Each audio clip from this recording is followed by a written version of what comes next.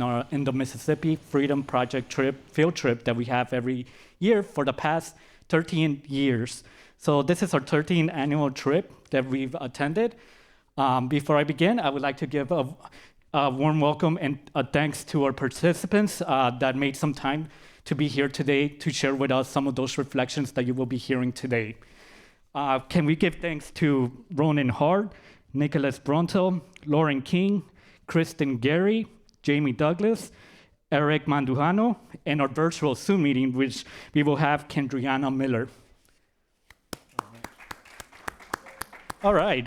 So to begin the program, I would like to introduce the founder, the person that was able to make this happen, that has been able to make it happen for the past 13 years, Dr. Paul Ortiz, director of the program of the Samuel Proctor Oral History Program. All right. Thank you, Adolfo. Thank you, everyone, both here and virtually through Facebook Live. We're very grateful for these different modalities. My name is Paul Ortiz. I'm director of the Samuel Proctor Oral History Program and a professor of history at UF. And I started the program when I arrived here at UF. In fact, the Mississippi Freedom Project was really the first fieldwork project that I started even before I arrived here. And I want to start out by saying that this project, this fieldwork project, where we take UF students to the Mississippi Delta and now the Arkansas Delta every summer for the past 13 years. And by the way, I would add a few more onto that because we've also gone to Mississippi periodically during the regular academic year to do field work as well. So I think we'd be technically up to about number 16 or 17, but we'll get together on the exact numbers. But the project really started when I was in graduate school. And so I did my history PhD at Duke University. And I was recruited to Duke to work specifically in a project called Behind the Veil, documenting African American life in the Jim Crow South. It was NEH-supported project. It was $1 million project. Part of the idea was to actually recruit students of color to come and get history PhDs, people like myself. And the other bigger part of it was to document African American history before the Civil Rights Movement, and to talk to as many Black elders throughout the South to get their perspectives on what life was like, especially before the 1960s.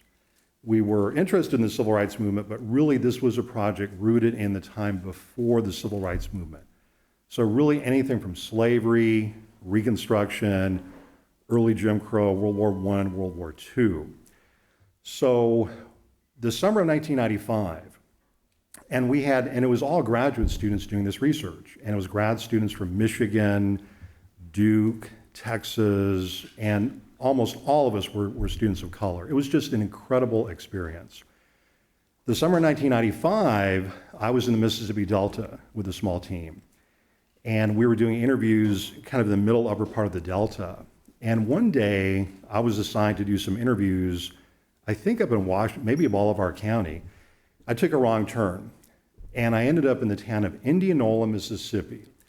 And I don't know if any of you can find Indianola, Mississippi on a map. Kind of doubt it. But Indianola, Mississippi is one of the most important cities in the United States in terms of the history of the Black freedom struggle. It was a central site of Mississippi Freedom Summer. It had a freedom school.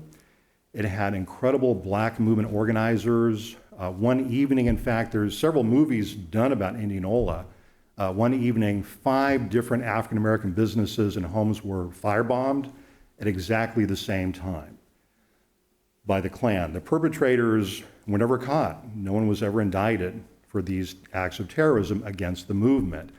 So when I pulled into Indianola, it was the wrong town. I didn't know where I was, but as soon as I saw the city limit sign, Indianola, I was like, oh my gosh, I am in this incredibly historic town. I didn't know anyone, so I pulled into a service station, and it was called Dorsey Service Station, and it was owned by an African-American gentleman whose name was Dorsey White. And he asked me where I was, what I was doing there, and I said, well, sir, I'm lost. And it was a mechanic shop full of African-American mechanics, and they were working on a lot of cars. And he said, what brings you to the great city of Indianola, Mississippi? And I said, well, sir, we're here doing oral histories with African-American elders. And he said, well, what are you talking to them about? I said, we're trying to get information on what life was like in the Black community before the movement, during the movement, anything that, you want to share. And he said, you are in the right place. He said, I can give you oral history, I can send you out to do oral history interviews for just about the rest of your life, young man. And so one of the things I learned in the Mississippi Delta is that African American communities are incredibly welcoming, despite the centuries of oppression, of white supremacy, of Klan violence, of voter suppression, which continues to this day in states like Mississippi and Florida. People are incredibly welcoming, and people literally took me in and made sure that I was safe and okay. I'll tell one story from the trip before I kind of turn it over. So fast forward to me finishing my history PhD, teaching 7 years at UC Santa Cruz, coming to Florida because my mother-in-law had been diagnosed with Parkinson's. And so now we're down here in Florida, and now we're doing the Mississippi Freedom Project trip. About 5 years into the trip, I had 2 van loads full of students. And we were trying to find a very small community-based museum. And it was off of a dirt road. If you know anything about the Mississippi Delta, there's a lot of dirt roads there. And there's a lot of places in the Delta, and I always warn my students, and they can attest to this, a lot of times GPS here doesn't work, y'all. You've got to learn how to read maps. And most importantly, you have to learn how to talk to people and ask for directions, right? So we got to a part of the state where GPS didn't work, and we were definitely lost. And so we're all in these 2 vans in the middle of nowhere, literally, trying to figure out what we're gonna do. And all of a sudden I heard this car pull behind me, and this loud booming voice from this car. Brother Ortiz, how are y'all doing? And I turn around, and it was Brother Eddie Steele, who happened to be the shop steward for the United Food and Commercial Workers Union. They represent poultry workers, or actually catfish workers in the Delta. And I said, Brother Steele, you are a sight for sore eyes, sir. Thank goodness you found us. He said, well, Brother Ortiz, we knew you all were going to be in the area, and so we're kind of looking out for you because we kind of figured you get lost, right? So he asked us where we were going. I said, we're going to the Fannie Lou Hamer Museum in Belzona, Mississippi. He said, oh, you're not that far away. It's only 10 miles down the road. Get in your vans, follow me. I'll take you right there.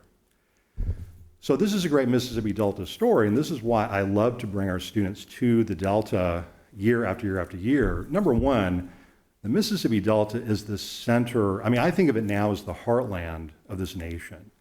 It's the origin point for most of the culture that the world knows. B.B. King, Elvis Presley, Bo Diddley. The list goes on and on and on. Our greatest novelists, Toni Morrison, William Faulkner, Alice Walker. If you think about it, they all really start in the Mississippi Delta. They write, they sing, they play music, they tell epic stories.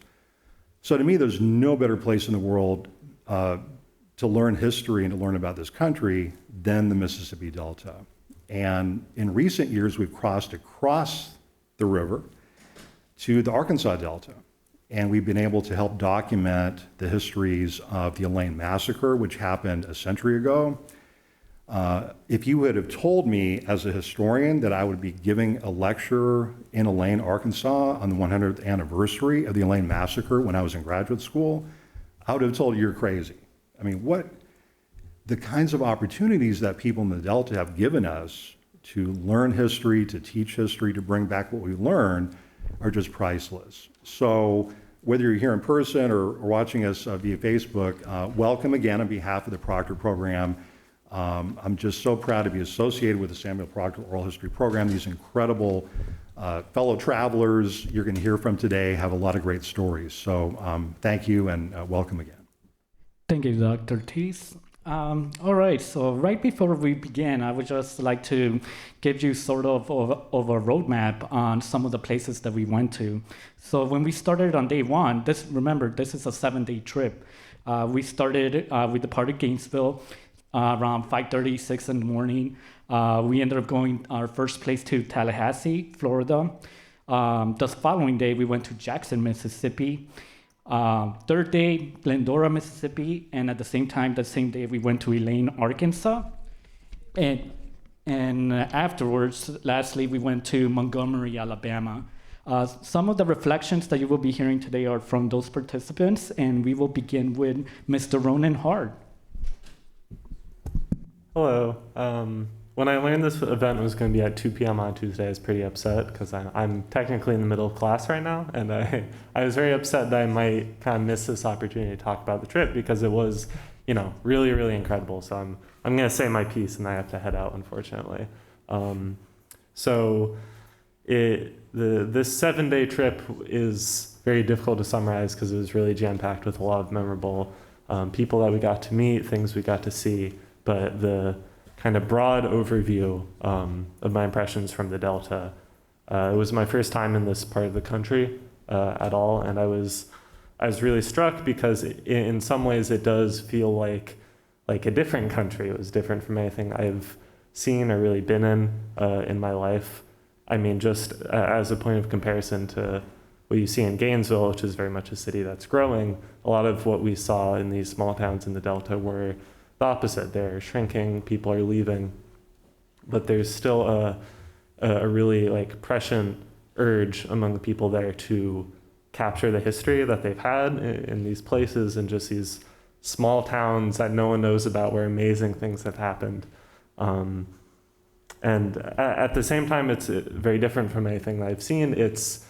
I mean, kind of like Dr. Ortiz was saying, it's more American than the rest of America, kind of the processes and things that are happening are more evident there than anywhere else. There's kind of a trope in talking about the Delta as a place sort of like frozen in time.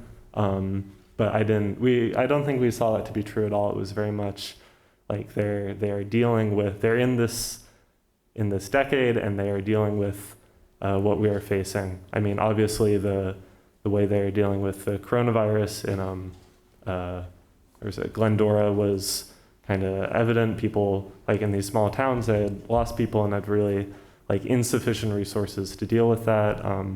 The mayor of Glendora, was it Thomas Walker or Johnny Walker? Johnny Thomas. Yeah, Johnny Thomas. Yeah. He is a farmer in this little town, and he talked about how he lost something like half his crop because of flooding that he attributed to climate change, which was refreshing to hear someone be very clear about that in their discuss and talking about that, if it wasn't also so kind of sad and frightening. But the place is very much going through the same historical processes that we see all around us. And a part of that is also evident now, and evident through all the history that we learned about, is the resistance that people in the Delta have always put up against oppression, against white supremacy, and that being most evident in the civil rights movement that we're kind of eager to capture and talk about in our interviews. But very much it's also evident in the music, in the culture, which is something that I knew very little about going into this, but the extent that this music that has spread all around the world and is totally ubiquitously the Delta, is all about the daily lives of African Americans in a place where their lives are made incredibly difficult by white supremacy. And even if they aren't talking about that specifically, they're in talking about their lives and capturing the kind of day-to-day difficulties they face in the music. It is still a form of resistance, and that as a theme kind of ran through a lot of what we saw, what we heard about. So that's kind of my broad impression that I got. It was really, really a memorable time. And if you have the opportunity to go on the trip, I can't emphasize enough that you really, really should. Thank you, Ronan. All right. Now we're going to have Nicolas Bronte presenting. How far away should I be speaking? This is good? Okay. So for me, this was a very impactful opportunity experience, traveling through the Mississippi Delta, Arkansas Delta as well. Going into this trip, I was very unaware of the history, unaware of where we were traveling to, aside from the readings that were given to us leading up to the trip itself. And really understanding the history and understanding what I could from the readings, from the conversations that I was having about these specific topics. It wasn't until I was actually conducting these interviews and really getting to know the individual behind the history. And I know it sounds kind of redundant, but I'll explain more about the history of the history, about how they learn about their own histories, about how they learn about these atrocious things that have happened to their people in these areas. And learning more about how they interact with their own stories really brings to light a new perspective to me, and something that I can apply in my own studies here at the University of Florida, as well as in my own work for my own community as well. So one of the most impactful experiences that I had was we had an interview where, what was it? Oh, Faye Duncan. She really brought to light like a whole different perspective on what building community and what a strong and resilient community actually looks like, and being able to listen to that story of how almost everything can be beyond your expectation if you don't have any expectations, was something that really shone through for me, and being able to talk about someone's experience and talk about your own experiences, and being able to communicate that in a way that not everybody has to understand what your story is or what you're going through, and putting that in the context of this region of the United States. A lot of it is open to interpretation, and it's not our job to find the truth. It's our job to document their truth and make it accessible for someone else to learn about these things that have happened in our country that almost virtually none of us really know about, right? So having this opportunity to speak with individuals and learn about their histories was something that I wasn't expecting, but am very thankful for, and being able to have that opportunity to kind of work through that kind of, I don't know the exact words to explain it, but kind of managing that expectation for myself on what this project and what this recording of oral history was like through this project. So yeah, I think that's like a very existential maybe kind of way to look at it, and more of like the bigger picture. But almost every interview that I had this exact same impact on me. So that was an amazing opportunity. Yeah. Thank you, Nicholas. Okay, next we will have Lauren King presenting. Hey everyone. When I signed up for this trip, I think like it presents itself as a really enticing and exciting trip, just from hearing about it. But until you, like Nico said, until you actually show up in the Delta, you can't understand like how impactful it is. And so I, had read about it. I applied and had like pretty basic expectations, just that I would learn about the regional history, especially as it relates to civil rights and the civil rights movement. By doing that, I expected to learn more about the people who live there today, and how the region, like Ronan was saying, is dealing with things right now. And then obviously I expected that I would learn how to conduct oral histories, learn more about like the logistics and the process of doing interviews and archiving them. But I think like the common theme is that once we're there, all of those expectations seemed pretty basic compared to like what the actual experience is. And so I want to go back to what Dr. Ortiz was saying about how people in the Delta are like exceptionally welcoming. One thing about a trip like this is I think that it's reasonable to worry about the dynamic of like an institutional presence coming in and conducting interviews as this like academic project, but that's like not what it felt like when we were there, and I don't think that that's how the people who were narrating the interviews or welcoming us into their communities understood this project. And so I think it's a testament both to the oral history program here as well as to the communities that we went into, that there is this like relationship of trust and of openness. Every interview that I was part of, I was just blown away by how pretty immediately open and honest and really generous people were with sharing their experiences. They're really not casual things that people tell us, I don't think. Like they're a lot of times dealing with generational trauma that has affected their communities. And to be so willing to share that in a very straightforward and honest way with people that you've never met before. Well, I will say like they do know Dr. Ortiz and they know a lot of the staff members. And so I think that that is what allows us to go in as people that they haven't ever met and ask them questions about emotionally intense things that they then are like very open about. So that was what blew me away the most for sure. And what Nico was saying, our interview, we went into Miss Duncan's home and she gave an interview with her sister. And in the middle of it, we had been interviewing her, I think, for an hour, and we took a break and she made us coffee and cut us up fruit, and we just, hung out in her kitchen for a few minutes before going back. And so I think that none of that is anything that I had expected. I had expected it to feel a lot more formal and rigid. And I was blown away, and really like the people there left an impression on me to be so welcoming and so open with what they were sharing with us. Thank you. Now we will have our presenter, Kristen Gary.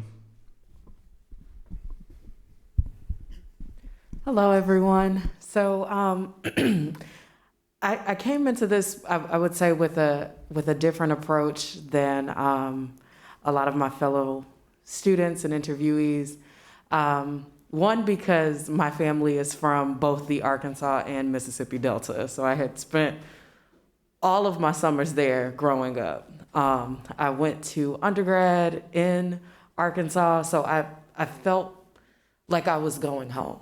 I felt like I was going to something that was familiar, that I knew a lot of this stuff. I'm a PhD student who focuses on rural political activism, so I felt like, all right, I know what I'm doing. Like I know at least what to expect going forward.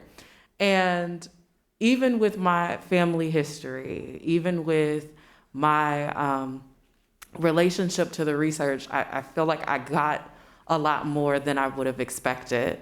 One of those moments really came in, I think it was our second day. We were in Jackson, and we were working with the organization MIRA and conducting interviews with people affiliated with the board. And over lunch, I had just been talking to the person that was sitting next to me, and talking as I do. And he tells me, finally, that he's a retired professor from Jackson State, Dr. Ivory Phillips, and his area of study is African American history and all of this. And so I immediately am like, I'm gonna interview him. This is who I want to talk to. And even though we were there for this interview on Mira, when I got to talk to him, just finding out his history, like being a graduate of Jackson State, then college, and attending during the civil rights movement. You don't get those moments, right? Like you just don't get those experiences anywhere. So while we were there focused on one thing, I ended up getting, this incredibly rich family history and background. And I remember commenting to Dr. Ortiz at one point that I was really trying to avoid sorting myself into a category as a type of researcher. My area of study is political science, and we always get this debate of being a quantitative or a qualitative researcher. And so I was initially trying to avoid that I was gonna approach this very, statistically and in the way that's pretty much expected in American politics. But I don't feel that you get this same richness when you're doing quantitative research. And that's my own bias, but it's an assertion that I'm comfortable making, is that I would never get that experience just from looking at numbers. I would never get to learn your family history and the way that people so graciously share it with us, that even people that you don't expect have so much to offer as far as understanding the region that you're studying and understanding, as Nico mentioned, understanding their truth. It's such a sacred process. It's such a sacred process, that interaction that you get with someone, and for them to be trusting you to record that history.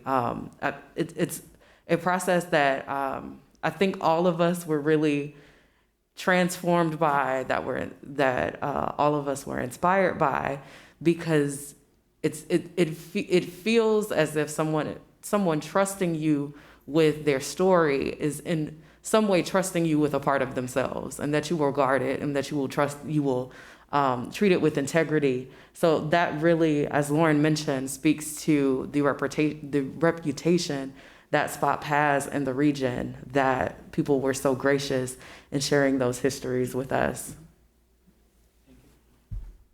All right, thank you very much. Great words.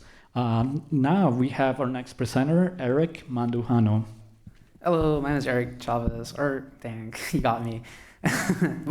Basically, before visiting Mississippi trip, I was listening to all Nina Simone, and which was I listened to the song Mississippi Goddamn, because I really know what to expect here. I live near here, I live in the Panhandle of Florida, but I only live in Georgia, so I only visited 2 states in my life before going to college. And I grew up in Atlanta, Georgia, and so hearing about how the South used to be before centuries of growth and prosperity, this makes me really shocked about how so much has changed, and the blueprint of all people of color's rights and being able to be here is because of the activism that was occurring in the civil rights era. Learning about the immigration rights of 65 was occurred because during that, learning about voting registrations is really crazy to think about that. And another thing that spoke to me was the Mississippi Summer Project, and all the Greyhound bus rides really spoke to me, because it's I just thought it was really cool, just people my age, they're just going around just doing these cool things, just going fire bombings, voting. That's just really scary to think about that, and seeing a lot of people in their community just getting literally terrorized and being murdered because hatred or white supremacy is something I wouldn't be able to comprehend, because I live in 2021. But you can still see the disparity that continues here. I know how this is another thing is the migration. The migration is a lot of things that is a common recurring topic. Why don't people leave here? Why don't they leave their brothers to Chicago, Detroit, or leave going to the West, starting a new life? And they don't want to I spoke to one why would I leave? This is my home. And I agree with that. It's sticking to your roots, or just acknowledging about the cultural heritage occurring here. It's really amazing and inspiring to see, because foremost, I wasn't really taught American history from my family. My family are all immigrants from Mexico, so I didn't have much oral history background from that, because it made me okay, I should probably learn from my oral history, because there's no way I can't just go on with my life and not knowing anything about my roots or why I'm here.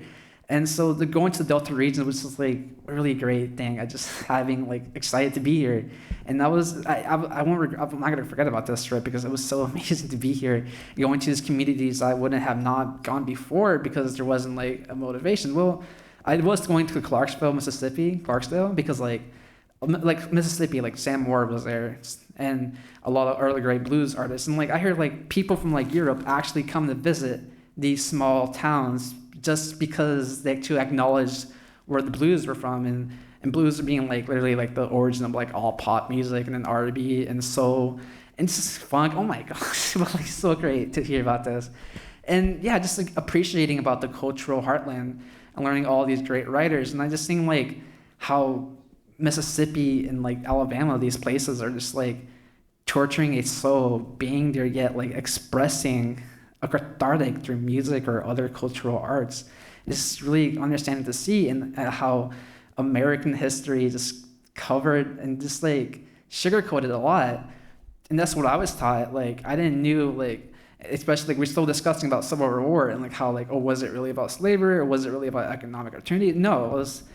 So it's just a lot of like perspectives you have to hear from, and especially like American, like this regarded as like the monolithic, which is not true at all, which we have, especially like in Mississippi where like it used to be indigenous people. And I was learning how about tamales were like eating their, seeing a black man selling tamales, like what, how do you even eat tamales in the 1920s? This is really weird to see that because I eat tamales. And so like, I just really appreciating that, and this made me appreciate about American history. And now I'm like, all right, I want to visit all these states. I want to visit New Mexico, talk to these people in the pueblos, or I want to go to like Vermont and like hang out with like in small cabins. It just makes me like appreciate about American history, because for that I was just like, yeah, whatever, it doesn't apply to me. Like, why does it matter? But it does matter, like about especially civil rights activism in the 60s. And so just coming to the Mississippi area just changed my entire life values and my purpose and just like what I believe in, and it reaffirms the fact that yes, I do belong here. You do have a purpose to be here as a person, individual, because the soul is just really, I don't know, it's just really amazing, honestly. I'm just happy to be here. But that's really all I've had. Thank you, Eric. All right, now I have another presenter, Saja Hussein. Would you mind? Hello. Okay. So in speaking of how impactful the Mississippi Freedom Project trip is, I have to first and foremost just congratulate and honor the specific things that make this program so unique. First and foremost, as my fellow panelists mentioned, there is a great degree of intentionality that goes into every single activity that we do on this trip. And that is what made this trip so impactful during the Mississippi Freedom Project. A lot of the time, many academics do tend to enter communities not really becoming a part of the community, but under the program Dr. Ortiz and many others and the SPOHP program have put together, there is a unique relationship where we come in with a desire to learn and the community has a desire to trust because of the way we go about it. And I definitely felt the love and the care and the trust on this trip during each and every interview that I performed. One such interview being with Mr. James White, who was one of the founders of the Elaine Legacy Center. And he talked about his childhood and talked about his experiences growing up in Elaine, Arkansas, which had historically just been forgotten by society, a city I'd never even heard of before I decided to spend a few days there during this trip. And in telling us everything that he did, I definitely felt the care that was being presented to me in that moment and the trust and being impacted in that moment when hearing his story. But beyond that even, I also think a lot of the time as an organizer myself and someone who looks at these fields, I never would have thought that I would be interested in history. Just kind of like Eric was saying, growing up hearing about history, you talk about it such as the World War I, World War II, and the Civil War. So I never would have thought to go on an oral history trip to do field work in the Mississippi Delta region. But being on this trip this week, it was beyond impactful and helped me understand exactly why oral history is so very important and unique to other forms of history we traditionally hear about, which is what made me think maybe I didn't have a place in history. And the thing about oral history is that it is people's history, and it's people's lived experiences, and it's not just learning about something for your own personal interest, but it's learning about a people's history because you're honoring the lived experiences of everyday folk, rather than just hearing about the winners of history. And those stories and experiences aren't what we typically hear about in our textbooks. So those qualitative experiences that Kristen was talking about, those are definitely unique and I hope more programs follow in Dr. Ortiz's footsteps, the way that this program's been formatted and created, because it's beyond impactful with the way that I feel how those that we interview on this trip are so grateful that we're there doing these interviews, how I myself have been so impacted as someone hoping to enter the legal field and currently in my cycle for law right now. I definitely felt inspired in a way that made me want to continue the transformative cycle I witnessed, because anything that happens with civil rights, anything that happens in these movements, it's not just unique people, it's everyday folk like the people we interviewed during this trip. And getting to collect that oral history ourselves and seeing how every day these individuals were definitely helped inspire me to continue the work that they helped create in the first place. Thank you very much, Saja. That was great. So you'll be leading us toward the conclusion of this program. Please tell us a little bit about your experiences. Can you hear me? Yeah. Yes. Not back on. Sorry, that was my phone. Okay. Hello, everyone.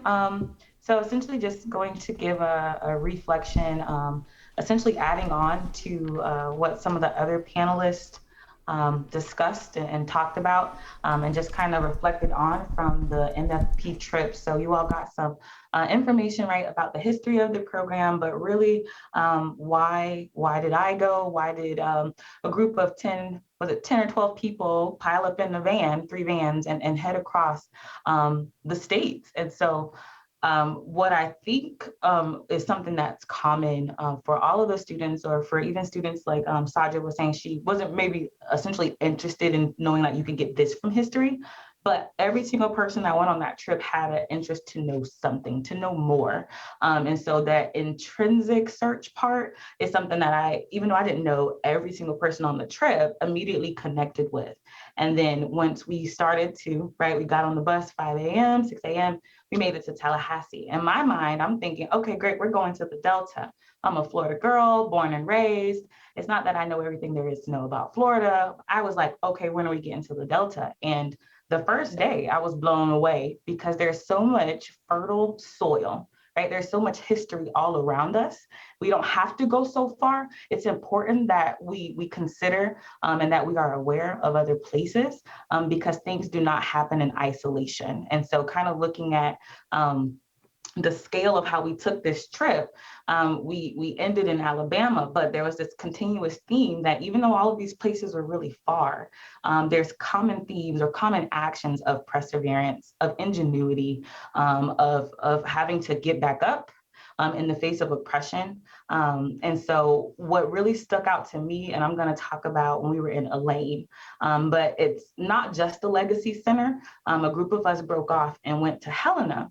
And so we were able to interview with Miss Phyllis Hemmons, who essentially is someone who was born and raised in Arkansas, pretty much a community leader. I like to say a movement maker, because essentially she, along with other community leaders, have taken what was the historic school named after Eliza Miller, who was a prominent Black woman in the early 1920s, who at the time did not see a school for Black children to go to. So she purchased land.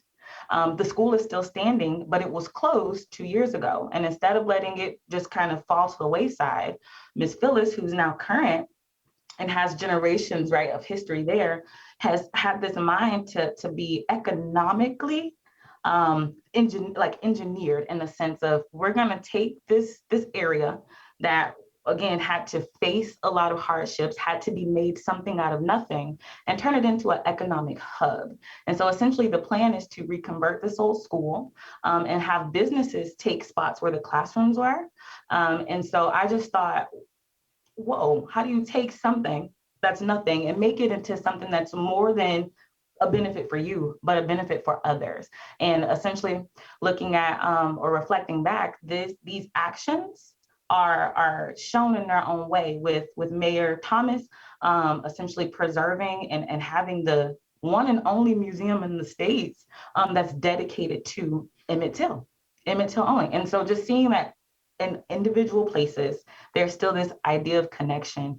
I heard some of my panelists talk about, hey, we went into these communities And there was this welcoming, there was this trust, and that does speak to the Samuel Proctor program. It speaks to Dr. Ortiz, but it also speaks to just this true nature of, hey, we are genuinely interested to come here to learn and to listen.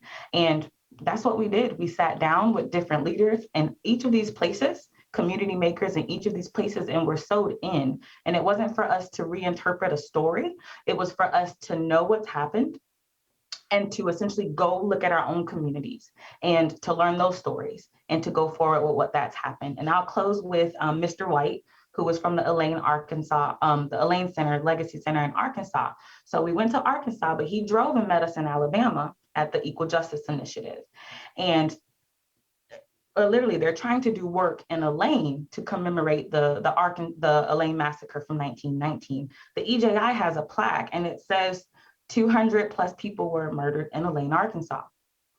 And him and I and Ms. Deborah were there, and we were looking at all of these names, all of these markers, all of these people who are gone, who did not see fair justice, who possibly didn't say goodbye to their families, gone. And with that, he was like, you all have came here, right? You went to different states. I need for you to return to home and do this in your own communities. And so he charged us to not just to come there, but to be exactly where we are, to bloom where we're planted, and to look for the history because it's happened. And so I encourage you to do the same. This trip, as an AFA student back in 2018, heard about the trip and was really interested in going. And so really humbled to be able to have done that, to make connections with people that have a similar passion that aligned, and to take these learnings and apply it to my career. And so that's what I got. Thank you. Welcome. All right, everyone. That was Kendriana, and I believe that is the last of our presenters. Before we move to the questions and answers, what I would like to do is maybe provide you another maybe 2 minutes of my own experiences.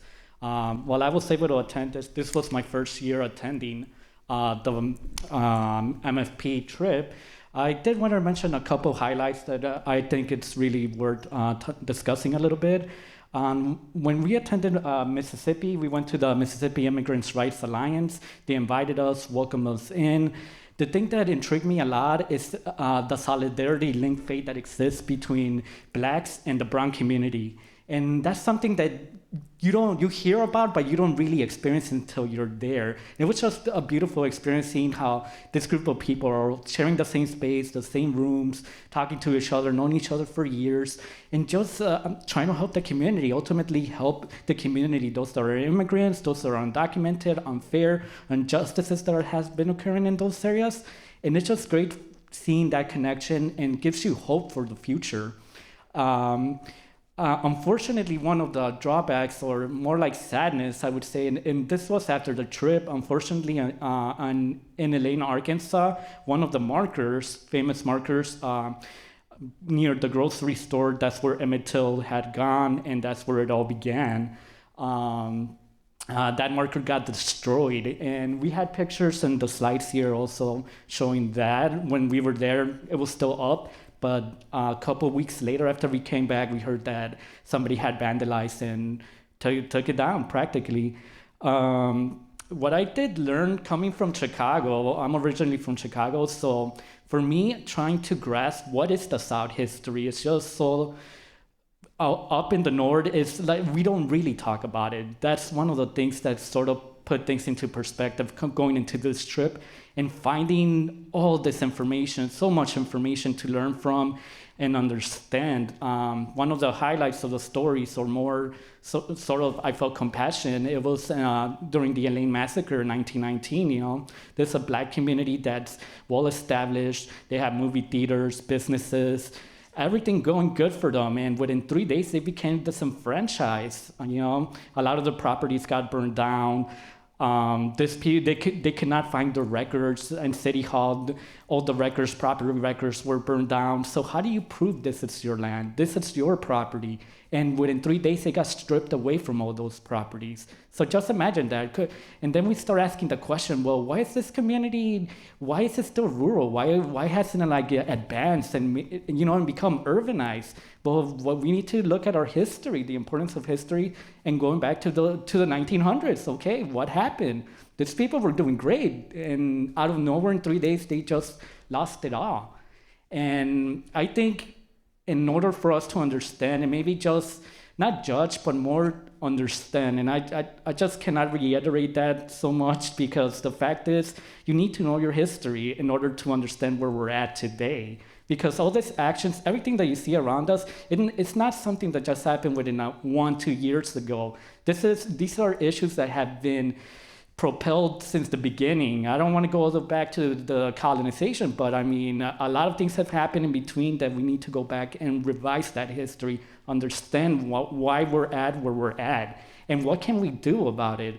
And I think for me, MIRA, which is the Mississippi Immigration Rights Alliance, and living in a community, having that solidarity link fate attached, and working brown and black together as a coalition group, I think that's something exciting and something to look forward to in the future, and more organizations working together to work the issues out in those communities. But with that said, now we're going to be moving. Before we move on, I would like to give a round of applause to all of our participants that were able to join us today. So thank you very much. All right, and now we're going to go to the Q&A section. Okay, so first question from the audience. Can you name one historical figure or event that you've learned about for the first time during the MFP? If so, who was it? One historical figure.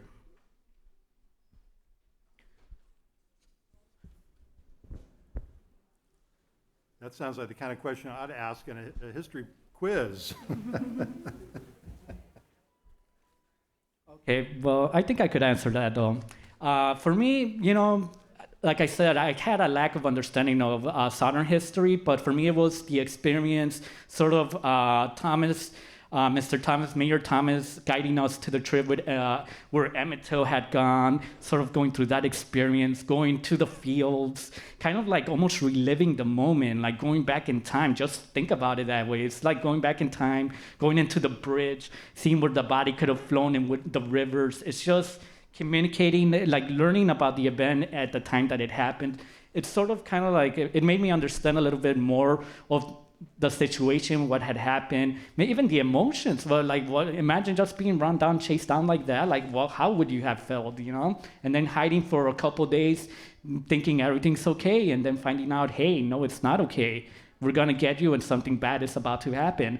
And for me, I did not have a clear idea of how that came about or the understanding, but because we were able to attend the museums and also the history of Emmettel, like we were able to see that portion, and for me that was quite impactful.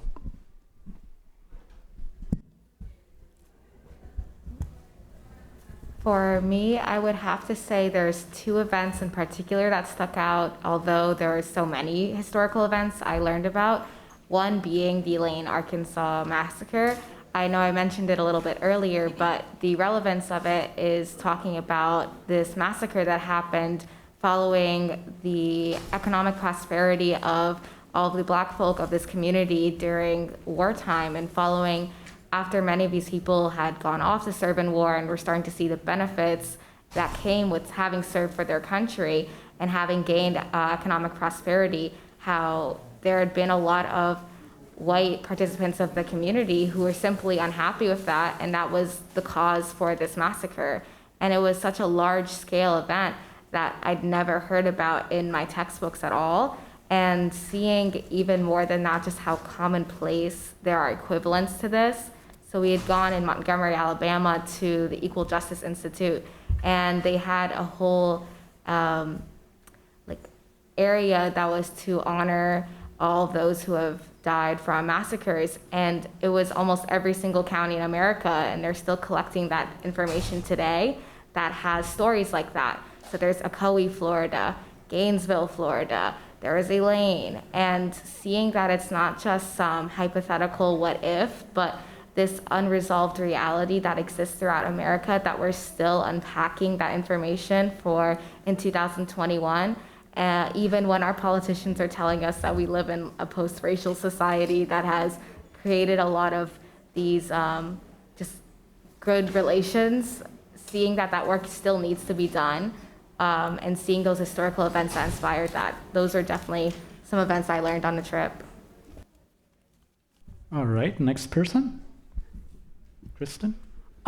So what I would like to say, and what I really appreciate about this trip, is that you don't so much as focus on a list of historical figures. Your experience is really looking at the community efforts, the collective work that happens in these regions, the collective resistance. So you do have names, like when we were in Tallahassee and we were talking to the descendants of specific figures. Even still with that, what you get is a theme of community work, whether it is someone is charged with security, for historical figures. If you're looking at people who, the everyday strategies of resistance that really happen in communities is more so the focus than major historical figures. Of course, we went through the Emmettel Museum, and of course that's a huge experience. And also learning about the Elaine 12 is also another huge experience. But the common theme throughout the experience is community work and community effort. So there is no one singular historical figure that is the most important here.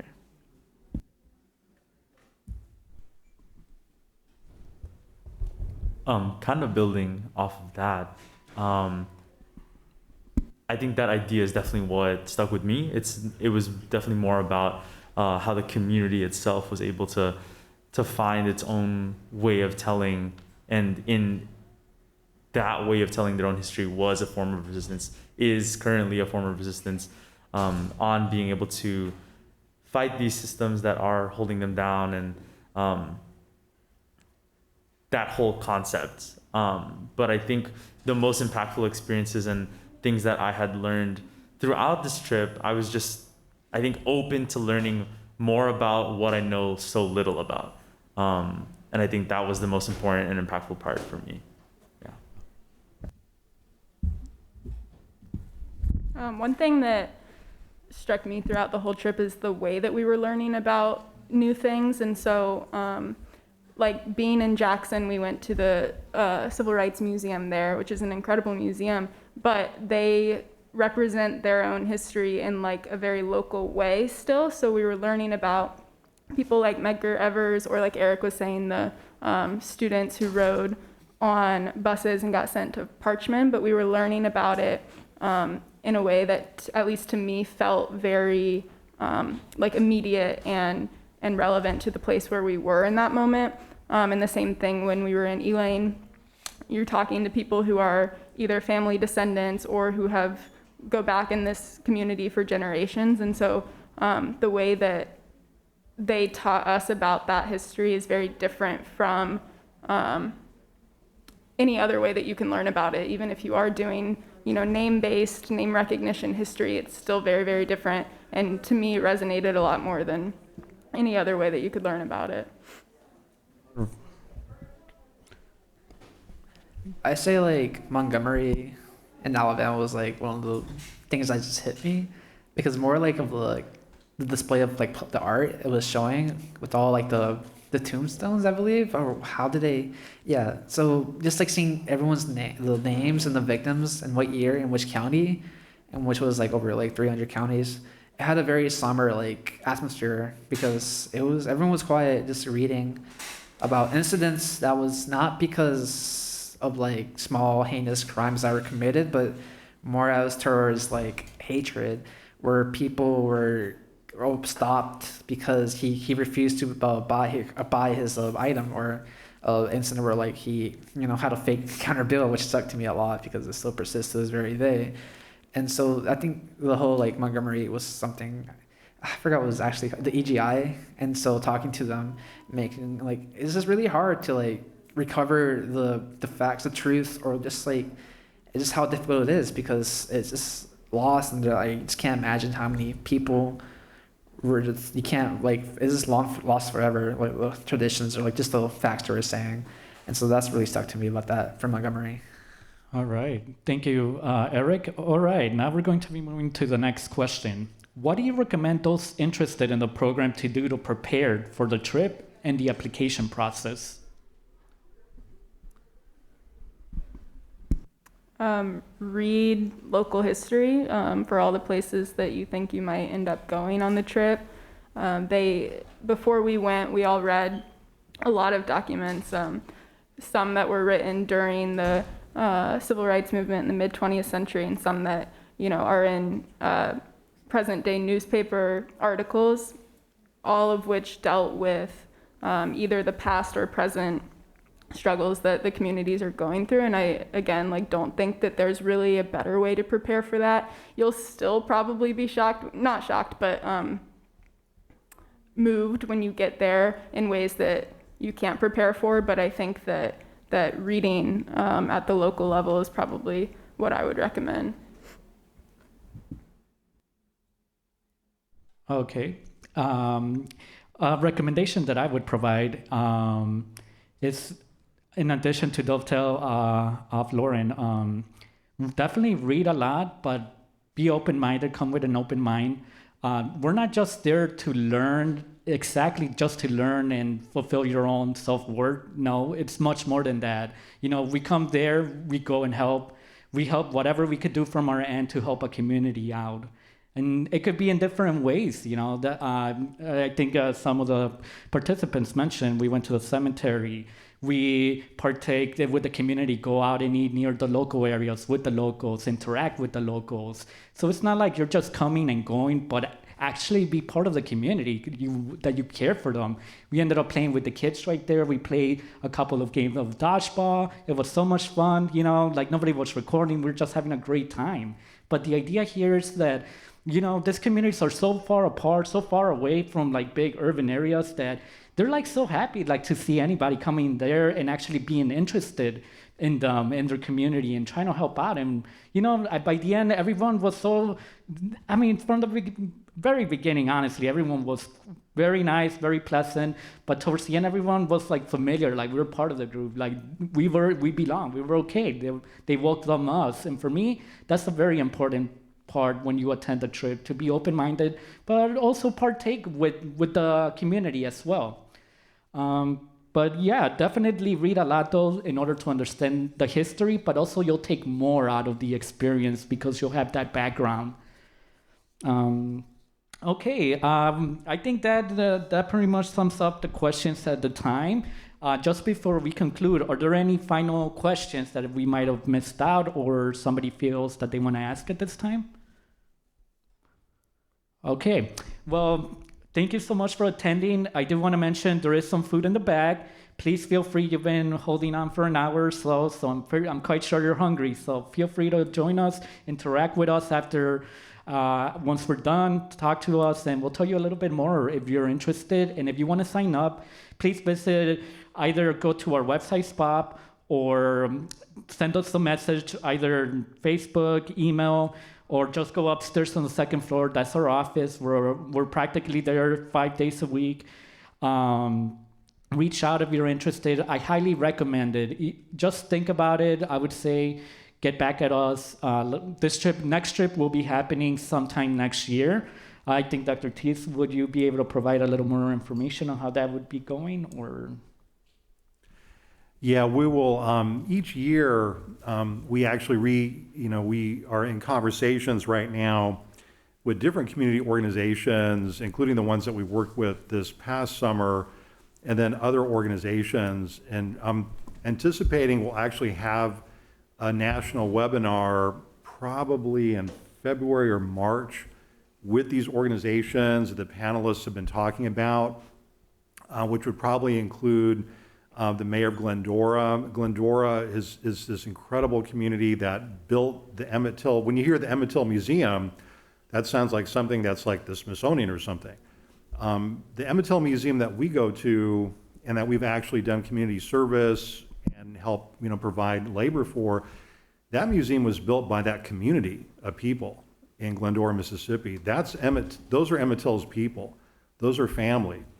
And so they built that museum literally piece by piece by piece. It's incredible. So we're anticipating having an event that would involve some members of the museum, some representatives of MIRA, the Mississippi Immigrant Rights Alliance that Adolfo spoke about, and then the Elaine Legacy Center in the Arkansas Delta. So kind of a national webinar to just talk about history, community struggle, and a lot of the issues that we've been talking about.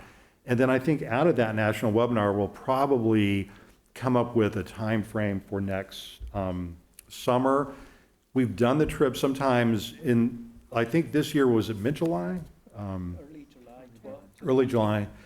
Some years we've done it at the beginning of the semester. I think we'll probably end up doing it probably around the same time next summer. So kind of mid-July or so. But if you, like I said, if you want to sign up, learn more about that, there's a QR code right in the back behind you with the projector, you'll see it. If you click on the QR code, just fill in your information and we'll be updating you on news and programs that we have in the next upcoming months and more about MFP as we get there to the next event. Okay, well, thank you very much. And I want to conclude by saying thanks to our participants again and a great round of applause. Thank you very much. All right, get some of this great food.